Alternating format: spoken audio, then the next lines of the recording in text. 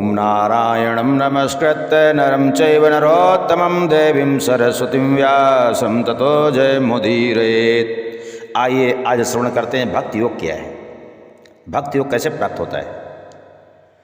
जिस पर करते सामान्य कृपा उसे प्रभु मुक्त कर देते हैं, जिस पर होती बड़ी कृपा उसे भक्ति वर देते हैं। अर्थात भगवान नारायण जिस पर कृपा करते हैं, सामान्य कृपा होती है जिसके ऊपर, उसको संसार के आवागमन से मुक्त कर देते हैं। जब तक प्राणी संसार में रहता है दुख दरिद्रता समस्याएं उसके पास नहीं आती हैं, वो मुक्त कर देते हैं। भगवान सामान्य जब कृपा करते हैं दुख से दरिद्रता से समस्याओं से मुक्ति दिला देते हैं, लेकिन जिस पर बड़ी कृपा करते हैं तब उसे भक्ति प्रदान करते हैं। भक्ति वो है जो भगवान से एक क्षण के लिए अलग नहीं होने देती है। इस अवस्था को भक्ति बोला जाता है। खाते समय, पीते समय, चलते समय, उठते समय, चलते समय, बैठते समय, सोते समय, जागते समय, हर समय भगवान की याद आए, इस अवस्था को भक्ति बोला जाता है। जिस मानव में सदाचार, सत्कर्म, लोक सहयोग, सब जीवों के प्रति सम्मान, ईश्वर पर विश्वास आदि दैवी गुण जागृत हो जाते हैं तो उसे भक्ति योग की प्राप्ति हो जाती है। विश्व के समस्त योगों में सर्वश्रेष्ठ योग है भक्ति योग। ईश्वर की विशेष कृपा से भक्ति योग की प्राप्ति होती है। जिसमें हर की भक्ति आ जाती है उसे लोक परलोक की कोई वस्तु या पद उसे अपनी ओर आकर्षित नहीं कर सकता। जिस मानव में हर की भक्ति आ जाती है उसे कोई ताप कष्ट नहीं पहुंचा सकता, चाहे दैहिक, दैविक, भौतिक, आध्यात्मिक कोई भी ताप हो उसका स्पर्श तक नहीं कर सकता। भक्त पुरुष किसी जीव का अहित नहीं करता, न सोचता है उसके विषय में। दूसरे के दुख को देख करके वो दुखी हो जाता है। संत सही दुख परहित लागी, संत वही जो पीर पराई जाने रे। ब्रह्मांड का जो भी जीव भक्त के साम्राज्य में आ जाता है उसे कोई भी वस्तु संसार में दुर्लभ नहीं है, उसे किसी का भय नहीं होता है। प्रत्येक समय श्री हरि उसका ध्यान रखते हैं। इसलिए कहा गया है शास्त्रों में, सकल भुवन मध्य निर्धनास्ते पिधन्या, सकल भुवन मध्य निर्धनास्ते पिधन्या, निवसति हृदय शाम श्री हरेर भक्ति रेखा। समस्त भुवन में कोई व्यक्ति सबसे अधिक निर्धन है तो भी वो धन्य है। क्यों? जिसके हृदय में हरि की भक्ति विराजमान है। जबकि व्यवहारिक जीवन में देखा जाता है जिसके पास धन नहीं होता उसका संसार में सम्मान नहीं होता, लेकिन यदि उस निर्धन व्यक्ति के पास भगवान हरि की भक्ति आ जाती है हृदय में तो संसार में सबसे अधिक भाग्यशाली हो जाता है। क्योंकि हरिरपि निज लोकम सर्वथा तो विहाय, प्रविशति हृदय तेषां भक्ति श्रोत्रोपनदा। जिस मानव के हृदय में भक्ति आ जाती है तो भगवान नारायण अपना लोक हमेशा के लिए छोड़ करके उस भक्त के हृदय में विराजमान हो जाते हैं। भक्त के डोर में बंधन में बंध करके भक्त के हृदय में प्रवेश कर जाते हैं। और जिसके हृदय में हरि विराजमान हो जाते हैं उसको वो आनंद मिलता है कि संसार का, लोक परलोक का कोई भी पद उसे मोहित नहीं करता। और स्वयं कहता है वो भक्त, न पारमेष्ठम न महेंद्रधिष्ण्यम, न सार्वभौमम न रसाधिपत्यम, न योग सिद्धिर पुनर्भवम वा मय्यर्पितात्मेच्छति मद्विनान्यात्। अर्थात ब्रह्मा का पद कर दिया जाए वो लालायित नहीं होता, क्योंकि नारायण हृदय में विराजमान है। जो नारायण से मिलन का सुख मिल रहा वो ब्रह्मा बनने में सुख नहीं प्राप्त हो सकता। इंद्र पद वो नहीं चाहता, पृथ्वी का साम्राज्य नहीं चाहता, रसातल का राज्य नहीं चाहता, योग सिद्धि नहीं चाहता, और ये भी नहीं चाहता मुझे मोक्ष ही मिल जाए। जो भक्त होता है मोक्ष की भी कामना नहीं करता, वो बारंबार यही प्रार्थना करता है, प्रभु मैं बार बार कर्म के कारण जन्म लूँ, जहाँ भी जन्मूँ आपके नाम का जप करता रहूँ, आपकी याद में रोता रहूँ, बस यही मुझे वरदान दे दो। मेरे अलावा और वो कुछ नहीं मांगता। ये भक्त की पहचान होती है। कभी संसार की कोई वस्तु से मोहित नहीं कर पाती। और उसके लक्षण होते हैं, कैसे बोलता है, कैसे चलता है, क्या करता है। जो भक्त हो जाता है उसका लक्षण है कि वाग गदगदा द्रवते यस्य चित्तम रुदत्त भीक्षणम हसति क्वचिच्च विलज उदगायते नृत्यते च मद्भक्तियुक्तो भुवनम पुनाति। परम पुरुष भगवान द्वारकाधीश जी स्वयं कह रहे हैं, उद्धव से है उद्धव, जो मेरा भक्त होता है उसकी वाणी गदगद हो जाती है। जब मेरी कथा सुनता है, मेरी मूर्ति के दर्शन करता है, उसकी वाणी गदगद हो जाती है, जोर जोर से रोने लगता है मेरी याद में, कभी जोर जोर से हंसने भी लगता है, हृदय उसका द्रवित हो जाता है और वो द्रव नेत्रों से निकलने लगता है, लज्जा छोड़ के गाने लगता है, नाचने भी लगता है। समझ लो, मेरी भक्ति से युक्त ऐसा पुरुष समस्त भुवन को पवित्र कर देता है, पूरे विश्व की दिशा और दशा बदलने की क्षमता रखता है। यथाग्निनाहि ममलम जहाति, यथाग्निनाहि ममलम जहाति, ध्यामातं पुनः संभजते च रूपम। जिस प्रकार से अग्नि स्वर्ण के मेल को जला के भस्म कर देती है, सोने को नहीं, उसी प्रकार से जो मेरा भक्त हो जाता है उसके समस्त पाप भस्म हो जाते हैं। आत्मा च कर्मानुशयं विधूय मद्भक्ति योगेन भजते तो माम। मेरी भक्ति योग को प्राप्त करके मेरा भजन करता रहता है, अपनी आत्मा को मेरे में लीन कर देता है, मेरे में उसमें फिर अंतर नहीं रह जाता है। उसकी कहाँ कहाँ रति होती है, जो मेरा भक्त होता है कहाँ कहाँ उसकी रति होती है, उसका मन कहाँ लगता है। श्रवणम कीर्तनम विष्णु स्मरणम पाद सेवनम अर्चनम वंदनम दास्यम सख्य आत्मनिवेदनम। भगवान नारायण कहते हैं, मेरी कथा सुनने में उसका मन लगता है, मेरा कीर्तन में मन लगता है, और जिसका कथा सुनने में मन न लग रहा हो समझ लो उसके हृदय में मेरी भक्ति नहीं।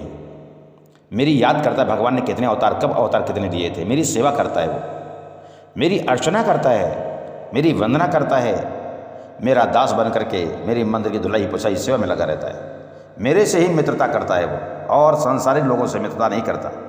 जैसे अर्जुन ने, सुदामा ने अपने जीवन की बागडोर मेरे हाथों में सौंप दी थी। अगर द्वारकाधीश में मन को लगाया, अपने जीवन की बागडोर उनके हाथ में दे दी, तो आपके रथ को संसार सागर से पार ले जाएंगे। और आत्मनिवेदनम, अपनी आत्मा का निवेदन परमात्मा को कर देता है भक्त पुरुष। ये भक्त के लक्षण हैं। ब्रह्मा जी, नारद, शनकादि, शेष नारायण, महेश, दिनेश, प्रहलाद, विभीषण, यम, भीष्म, सबरी, हनुमान, मार्कंडे, मीराबाई, हरदास जी, तुलसीदास, सूरदास, जटायु, गजेंद्र, द्रौपदी, वेदवती, वसुंधरा और पूरा भारतवर्ष ये भक्ति को करके देख चुका है, भक्त में कितना बल है। भक्त ही है जग का आधार, भक्त ही है जग का आधार। भक्ति बड़ी जल्दी करती है भव दुख से भव उद्धार। भक्ति ही है जग का आधार। भक्ति वो है जो एक बार आ जाए हटती नहीं है। भक्ति ही है जग का आधार। भक्त के भक्ति को हटा दे ऐसी दुनिया में हस्ती नहीं है। ऐसी दुनिया में हस्ती नहीं है। जिसके अंदर भक्ति विराजमान हो जाती है। मुगलों ने और पुर्तगालियों ने भक्तों के शरीर को काटा, टुकड़े टुकड़े कर दिए, लेकिन भक्ति का परित्याग उन्होंने नहीं किया। भक्ति के लिए प्राचीन काल में भी क्या हुआ है, तजो पिता प्रहलाद, प्रहलाद जी ने अपने पिता का परित्याग कर दिया भक्ति के लिए। विभीषण बंधु, और विभीषण ने अपने भाई को छोड़ दिया। भरत महतारी, और भरत जी ने अपनी माँ कैकेयी को छोड़ दिया। बलि गुरु तजो, महाराज बलि ने अपने गुरु शुक्राचार्य का ही त्याग कर दिया था भक्ति के लिए। कांत ब्रज बनि तनि भय मुद मंगलकारी, और ब्रज की नारियों ने पूरे घर के कामकाज को करती हैं, दिन रात भगवान का चिंतन करती हैं, इस प्रकार से मंगल को प्राप्त कर लेती है। इसलिए भक्ति जिसके हृदय में आ जाती है वो संसार के सब सुख छोड़ देता है, सबका परित्याग कर देता है। तजो पिता प्रहलाद विभीषण बंधु भरत मातारी, बलि गुरु तजो कंत ब्रज बनि तनि भय मुद मंगलकारी। जाति पाति कुल धर्म बढ़ाई, धन बल परिजन गुण चतुराई, भगतहीन नर सोहि कैसा, बिनु जल वारिद देखे जैसा। ये भक्ति के लक्षण हैं। मंदोदरी भी कहती है, जब देखा आकर के हमारा पति नहीं मान रहा, युद्ध कर ही रहा है, समझाती है बारंबार और कहती है, बिना भक्ति किए आपके दरवाजे राम आ गए हैं। वो तो बड़े बड़े भक्तों को श्रद्धा से मिलते हैं, प्रेम से मिलते हैं, तुमने कोई श्रद्धा उनके प्रति नहीं रखी, फिर भी राम तुम्हारे दरवाजे आ गए। राम को स्वीकार कर लो, उनकी बात मान लो। काल दंड गए काहू न मारा, हरई धर्म बल बुद्धि विचारा, निकट काल जे आवत साई, ते ब्रह्म होई तुम्हारी नाई। जिसका काल नज़दीक आता है और राम से विरोध करता है, जिसकी मृत्यु नज़दीक आने वाली होती है और राम का विरोध करता है, राम से दूरी बना के रखता है। इसलिए भक्ति की ऐसी महिमा है। भक्ति करने वाले विभीषण ने भाई का परित्याग किया, राम के शरण में आ गए, लंका के राजा बने और आज अजर हैं, अमर हैं। हनुमान ने भक्ति की, आज भी अजर हैं, अमर हैं। प्रहलाद ने भक्ति की, संसार उनका गुणगान कर रहा है आज भी। मीराबाई का गुणगान पूरा विश्व कर रहा है। इसी प्रकार से भीष्म जी भगवान नारायण के 1000 नामों को प्रतिदिन पाठ करते रहते थे। पूरे विश्व में उनका नाम है। जहाँ भी सनातनी है, भीष्म को श्रद्धा से उनको जल प्रदान करते हैं। पितृपक्ष में या प्रतिदिन जो जल प्रदान करते हैं तो भीष्म को जल प्रदान करते हैं। यमराज इतने बड़े भगवान नारायण के भक्त हुए, इन्होंने तो नियम बना दिया यमपुरी में, जिसके घर में तुलसी का पौधा होगा, जिसके घर में शालिग्राम की शिला होगी, जिसके घर में शंख होगा, जिस घर में नारायण की भक्ति होगी, हे गणों, यमराज कह रहे अपने गणों से, हे यम के गणों दूतों, वहाँ तुम मत जाना।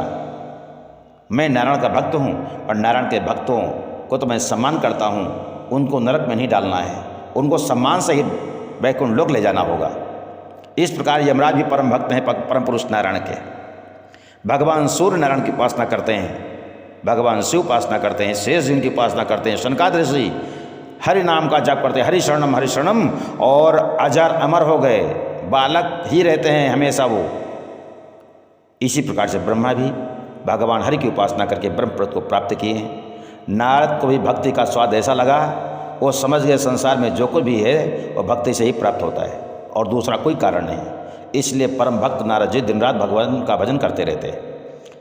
गजेंद्र ने इस रहस्य को जाना, जब कोई नहीं आया उसने पुकारा भगवान हरि को, भगवान आ गए और दुनिया ने देखा कि हरि को अगर कोई पशु भी पुकारता है तो उसके रक्षक ले आ जाते हैं, यदि मानव पुकारेगा क्यों नहीं आएंगे वो। द्रौपदी भी इस भक्ति के रहस्य को जान गई थी, इसलिए देखा हाय जिनके लिए पूरा जीवन मैंने समर्पित कर दिया, ये पति हैं जो पतन से बचाते हैं नारी को, मुझे पतन की ओर ले जा रहे हैं, मेरे को दांव पर लगा दिया। इसलिए अंत में गोविंद को पुकारा और भगवान उसकी मदद के लिए तुरंत दौड़ के चले आए। वेदवती जो नारायण को प्राप्त करने के लिए तपस्या कर रही थी, रावण उसके बाल छू लिए, मेरे साथ चलो, उसने बाल अपने काट दिए, मेरे बाल अपवित्र कर दिए तुमने। भगवान हम किन हाथों से इन बालों का स्पर्श करेंगे, बाल मेरे अपवित्र हो चुके हैं। अर्थात भारत की नारी ऐसी होती थी, किसी दूसरे पुरुष से अपने शरीर का स्पर्श तक नहीं कराती थी। वसुंधरा भी भगवान नारायण को जान गई और उसने अपने वक्षस्थल पर भगवान को धारण किया, भगवान की सृष्टि को धारण कर रखा है। भगवान के लिए इतने अत्याचार दुराचार सहन कर रही है वसुंधरा, और ये पूरा भारतवर्ष भगवान के लिए ही न जाने कितने कष्ट सहन करता है। आज भी न जाने कितने भारत के सिरे में घाव हैं, उन घावों को भगवान नारायण का नाम लेकर के भगवान के सहारे टिका हुआ है और विचार करता है भारत किसी न किसी दिन भगवान हरि आएंगे, हमारे सब घाव भर जाएंगे, ये घाव का दुख जो हो रहा है दुख मेरा दूर हो जाएगा, एक झलक मुझे मिल जाएगी उनकी। इस प्रकार से संसार में न जाने कितने ऐसे भक्त हुए हैं जिन्होंने भगवान की भक्ति की है कि वो भक्ति का स्वाद जिसको लग जाता है वो दूसरे किसी स्वाद में नहीं पड़ता है। ये भक्त की महिमा है। भक्ति करने वाला जो साधक होता है उसकी 10 पीढ़ी पहले की 10 पीढ़ी बाद की आने वाली और वर्तमान पीढ़ी का उद्धार हो जाता है। जैसे महाराज ध्रुव ने भक्ति की तो उनकी माँ के लिए भी विमान आया था, उस विमान में बैठ करके माँ आगे जा रही थी। ध्रुव जी ने कहा गणों मेरा विमान पृथ्वी पर ले चलो, मेरी माँ पृथ्वी पर हम नहीं जाएंगे। गणों ने कहा भैया ध्रुव आपने परम पुरुष नारायण की उपासना की है न साकार उपासना की है। जो मूर्ति का खंडन करते हैं, मूर्ति का विरोध करते हैं, वो लोग सुन लें इस कथा को। उन गणों ने कहा हे ध्रुव जी आपने साकार ब्रह्म की उपासना नारायण की थी, साकार जो उपासना करते हैं उनकी 21 पीढ़ियों का उद्धार होता है। हम और भी विमान लाए थे, तुम्हारी माँ के लिए भी लाए थे, तुम्हारी माँ वो देखो आगे जा रहे। उस माँ ने कहा बेटा मैंने न कोई यज्ञ किया, न तप किया, न ज्ञान, न कोई मैंने प्राप्त किया, कुछ भी नहीं किया मैंने, लेकिन मैं बैकुंठ क्यों जा रही हूँ? क्योंकि मेरा बेटा ध्रुव है, इसलिए। ये भक्ति की महिमा है। भक्ति करने वाले के माता पिता और 10 पीढ़ी पहले की 10 पीढ़ी बाद की उनका उद्धार हो जाता है। ये भक्ति की महिमा है। इस प्रकार से चंद्रमास में भगवान द्वारकाधीश जब आए तो 21 पीढ़ियों की गारंटी भगवान कृष्ण ने ले रखी थी। 21 पीढ़ी बाद की 21 पीढ़ियों की गारंटी भगवान द्वारकाधीश की थी। इस प्रकार से जो भी भक्ति करता है उसका उत्थान होता है, कभी पतन नहीं होता। भगवान स्वयं कहते हैं न मे भक्तः प्रणश्यति, मेरे भक्त का नाश नहीं होता। पूरा संसार मर जाएगा, दुनिया मर जाएगी, लेकिन मेरे भक्त का नाश नहीं होता। तुलसीदास ने राम से कहा अंतिम समय में हे प्रभु राम मैंने रामायण जरूर लिख दिया, आपका चरित्र लिखा जरूर है, लेकिन मेरा उद्धार नहीं होगा। मेरा पुत्र था रत्नमाल, वो भी मर गया, 13 वर्षीय कौन मेरी करेगा? हम प्रेतियों में जाएंगे, हमारा जब संस्कार ठीक से नहीं होगा मैं नरक में जाऊंगा। हे राम हे राम। उस समय तंद्रा में तुलसीदास जी थे, नेत्र बंद थे। राम जी तुरंत सामने प्रकट हो गए और उनसे बोले हे तुलसीदास पाई न के ही गति पतित पावन, राम भज सुन सठ मना, गणिका अजामिल व्याध गीत। अर्थात हे तुलसीदास इस राम का भजन करके किसको गति नहीं प्राप्ति बताओ मुझे। गणिका अजामिल व्याध गीत, गजाद खल तारे घन, न जाने कितने लोग मेरा नाम लेकर के तर गए। जो लोग जीवन में मेरा नाम नहीं जपते हैं तो मरते समय भी लोग राम राम करके ले जाते हैं उन्हें, ताकि अगर कान में थोड़ी सी भी शक्ति बची हुई इसके सुन ले कि राम ही सत्य है और संसार में सब असत्य है, वही काम आएगा। जीने में भी राम, मरने में भी राम, अंत में राम ही काम आता है। तो भी ऐसा प्राणी सुनने वाला भी मेरे लोक को चला जाता है। तुलसीदास चिंता मत करो, तुमने मेरा नाम संसार में किया है, मैं तुम्हारा नाम करूँगा। और जब तक किसी का नाम संसार में चलता है उसके वंश का नाश नहीं माना जाता। मैं तुम्हारा नाम चलाऊँगा। जो लोग राम को जानेंगे तुलसीदास तुमको भी लोग जानेंगे, मेरे साथ तुम पूजे जाओगे। इस प्रकार भक्ति की महिमा देख लो कि तुलसीदास ने जीवन में स्वयं लिखा था उन्होंने कि कहाँ खरवाहना को राम नाम ने हाथी दियो चढ़ाए। वही तुलसीदास में एक था, गधे पर बैठा करके लोग मेरा काला मुंह करके पूरा गांव घुमाते थे, मारते थे, पीटते थे। और जब मैं राम के शरण में आ गया, राम की भक्ति करने लगा, तो लोगों ने मुझे हाथी बैठाल दिया और कहते बाबा मेरे पर अपना हाथ रख दो, हमको आशीर्वाद दे दो। ये है राम नाम की भक्ति की महिमा है। इसलिए तुलसीदास बारंबार कहते थे कि कहाँ राम नाम ने खरवाहना को हाथी दियो चढ़ाए।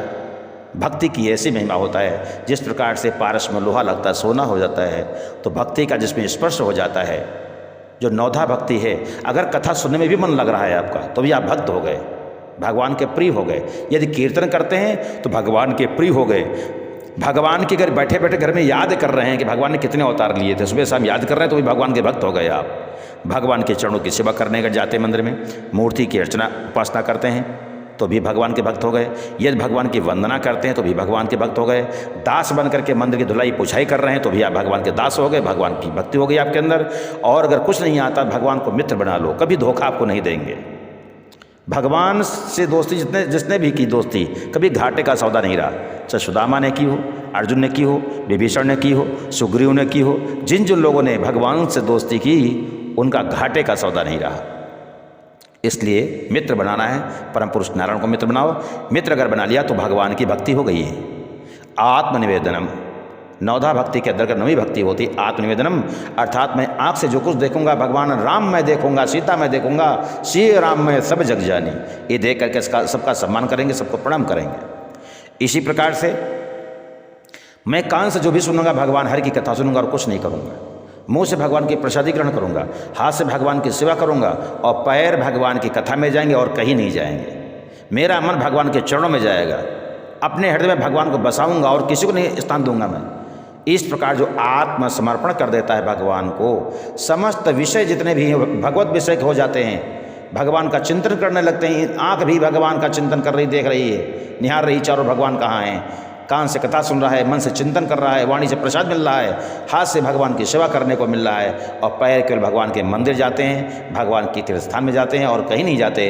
अगर ऐसा आपने बना लिया अपने जीवन को, ये सबसे बड़ी नवधा भक्ति आत्मनिवेदनम कहलाती है। ये भक्ति का साम्राज्य ऐसा है जो भक्ति के साम्राज्य में आ जाता है, वो काल को भी जीत लेता है, मृत्यु को जीत लेता है, दुख को जीत लेता है, दरिद्रता को जीत लेता है। संसार का कोई ताप उसे पीड़ा नहीं पहुंचा सकता। इसलिए भगवान कहते हैं अर्जुन से गीता में, हे अर्जुन समझ लो अगर मेरी भक्ति आ गई आपके अंदर, ये 9 बद्धा भक्ति में थे, एक भक्ति भी यदि आ जाती है तो न मे भक्ता प्रणश्यति, उस भक्त का नाश नहीं होता। वंदे मातरम, वंदे हिंद मातरम।